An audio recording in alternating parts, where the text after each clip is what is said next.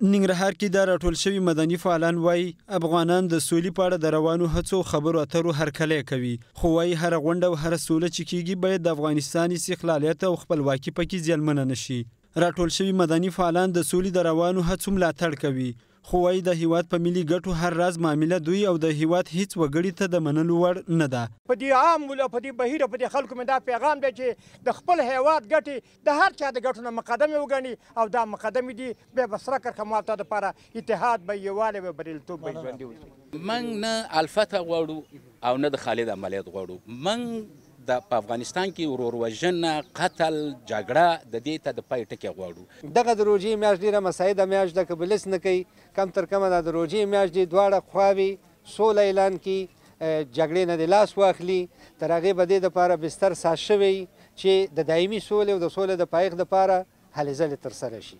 په ورته مهال ختیځ کې د کادري مدني بهیر مشر عبدالودود افغان د سولې مسله یوه مهمه موضوع یادوي او په خبره یې په دې برخه کې چې هر مثبت ګام پورته کیږي دوی هرکلی کوي. افغان د سولې روانو مذاکراتو کې د سولې مشورتي لویه جرګه یوه مهمه برخه بولي، خو غوښتنه کوي چې په دې جرګه کې راټول شوي استازي باید د ولسونو استازیتوب وکړي. خطر د سولې په ارتباط باندې یو مسله چې ډېره زیاته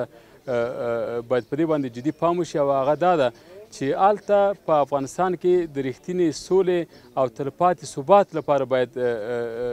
کار وشي. دلته د افغانستان حاکمیت، د افغانستان استقلال دا باید ټول په رسمیت باندې وپېژندل شي او بالاخره داسې برخورد هلته وشي چې د افغانستان استقلال په هیڅ صورت سره د پوښتنې لاندې رانشي. د یادولو وړ ده چې په دې وروستیو کې د هیواد په بېلابېلو ولایتونو کې د سولې د روانو مذاکراتو پر ملاتړ غونډې جوړیږي چې د ډیرو ګډونوالو غوښتنې د سولې لپاره د بین الافغاني مذاکراتو پیل، د دواړو لورو وربند او د ملي ګټو خوندیتوب وي.